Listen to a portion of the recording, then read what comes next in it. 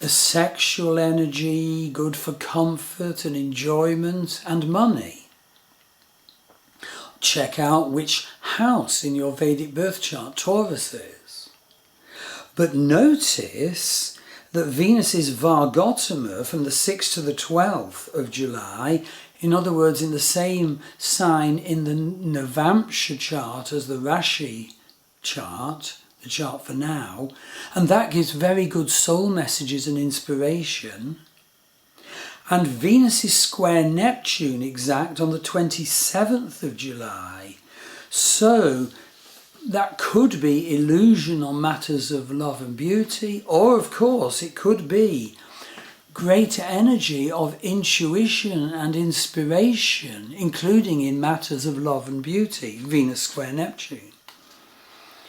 Venus enters Vedic Gemini on the 31st of July, and then it's not so good perhaps because Venus is fast closing to an exact conjunction with Rahu, which has by that time on the 31st of July retrograded nearly at the very beginning of Vedic Gemini. It's at 2 Gemini, so a close Venus-Rahu conjunction is imminent in August.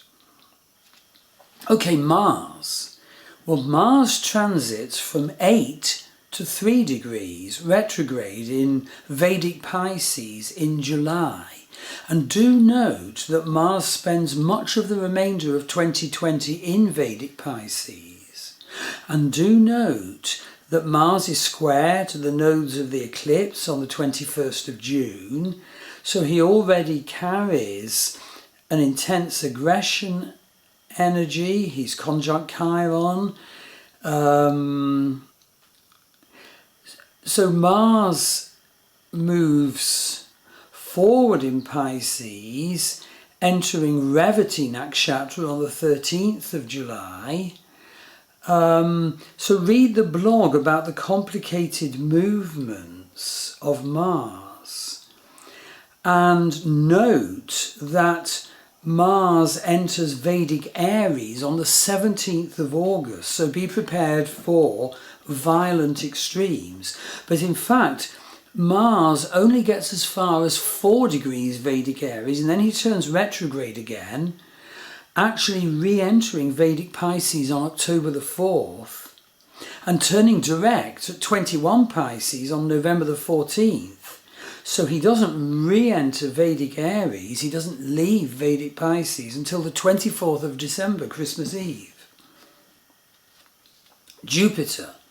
Well, Jupiter retrogrades from 29 degrees Vedic Sagittarius to 26 degrees Vedic Sagittarius in July.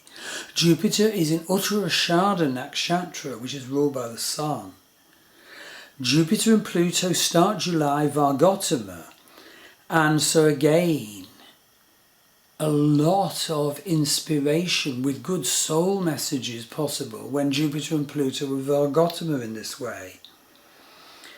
Note that Jupiter did station on the 14th of May 2020 at 3 degrees Capricorn in Uttarashadha Nakshatra.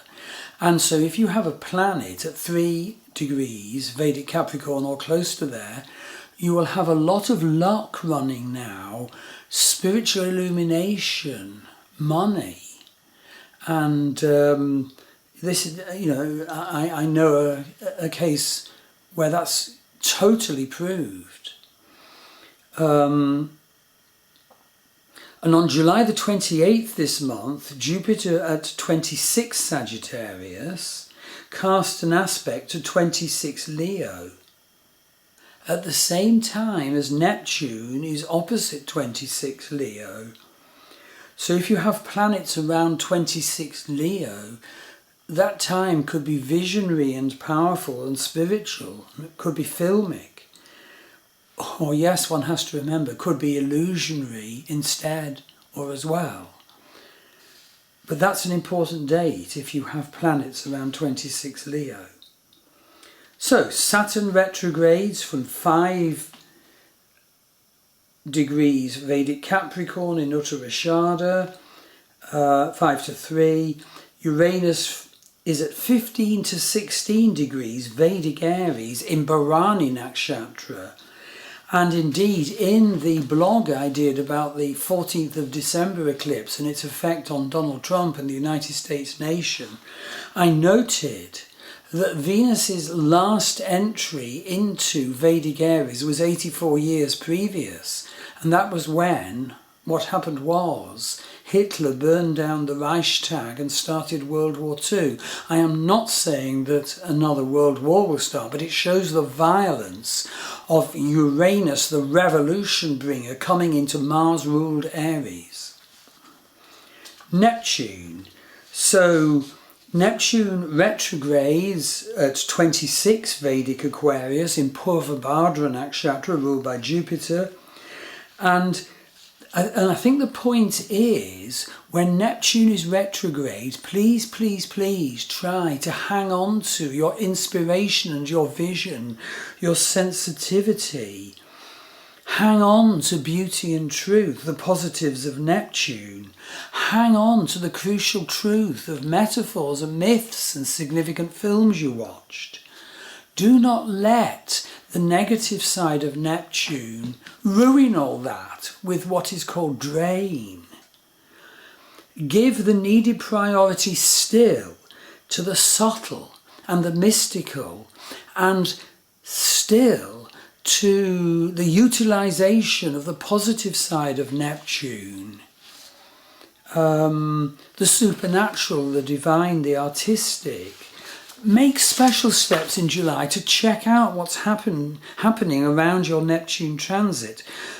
Although remember, of course, well, A, Neptune transits can go on for a very long time and bring in very big life changes, and B, Neptune has as its negative side glamours, illusions, lies and secrets, illness and weakness, confusion and disillusionment. So we need to take careful stock of how we're relating to the energy of Neptune. And remember, each planet is a face of the divine. Okay, Pluto retrogrades at 29 degrees Vedic Sagittarius, same degree all month. So Pluto in Capricorn was about basically smashing all structures which disempower us. Pluto is about offering us rebirth, death and rebirth, empowerment.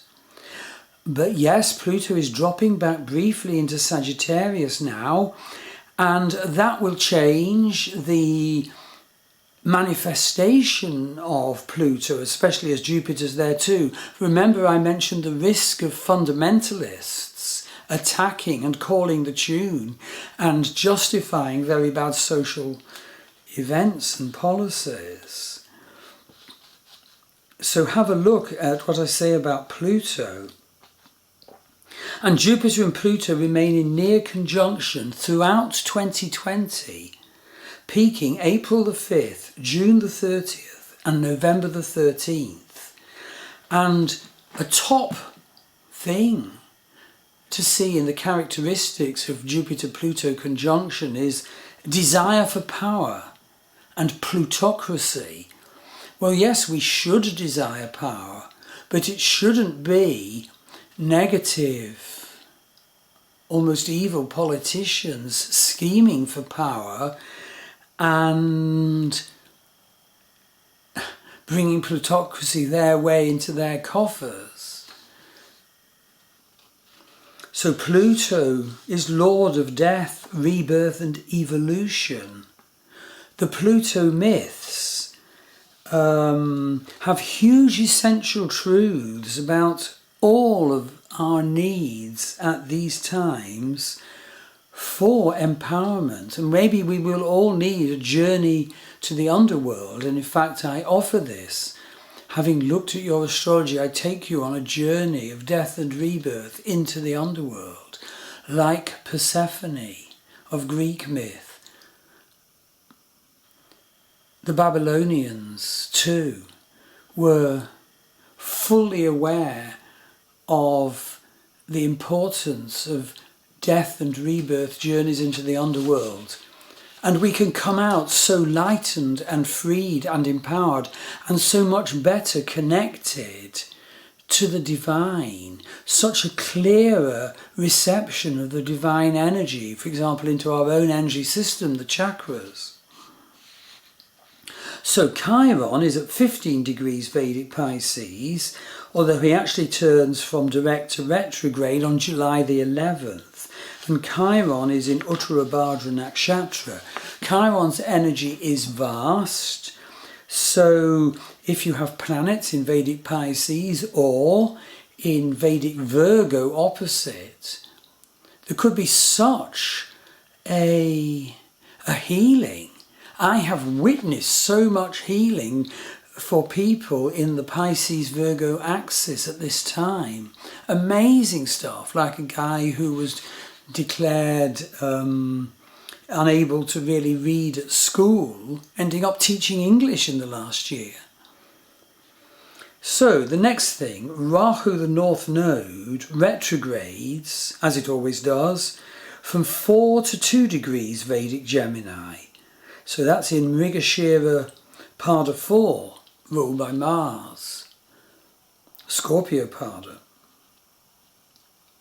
Not the best place for Rahu to be. And Ketu, the South Node, retrogrades from 4 to 2 Vedic Sagittarius. So in other words, touching on the beginning of the Gandanta zone at the very end of this month. And note that it's still affected by galactic center, the exact alignment to galactic center being 6 degrees Vedic Sagittarius. And as the ancient Vedic sages so well recognized, immense river of inspiration floods from galactic center. Right, so you can book an astrology reading with me by going to my Starwheel Astrology buy page, or you can enroll on one of my, I feel, very wonderful and carefully taught courses, Vedic Astrology Foundation course, a very good psychodynamic and evolutionary Western astrology course. There's a Vedic Nakshatras course I teach, and I teach a range of advanced courses. They're all based on individual student correspondence with me, with the possibility of sessions on the internet, Zoom sessions as well, one free and the others, if you want more, very reasonably priced. And I also teach quite wonderful courses in ancient alphabets, the Orm of the ancient Irish, the Tree alphabet, and the runes of the ancient Norse. And certainly the runes have a lot of applicability to these times, because as the ancient Norse knew, one needs to be strong, one needs to defend oneself, and so one can do wonderful rune work.